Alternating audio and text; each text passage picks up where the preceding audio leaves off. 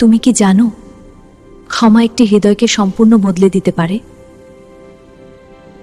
মক্কার এক বৃদ্ধা প্রতিদিন রাসূল সাল্লাল্লাহু আলাইহি পথে ময়লা ফেলতেন। একদিন হঠাৎ রাসূলুল্লাহের পথে কেউ ময়লা ফেলল না। রাসূল সাল্লাল্লাহু কখনো রাগ করতেন না, চুপচাপ চলে যেতেন। রাসূল সাল্লাল্লাহু আলাইহি ওয়াসাল্লাম হয়ে খোঁজ নিতে গেলেন সেই বৃদ্ধার। না, দেখলেন বৃদ্ধা অসুস্থ হয়ে বিছানায় শুয়ে আছেন।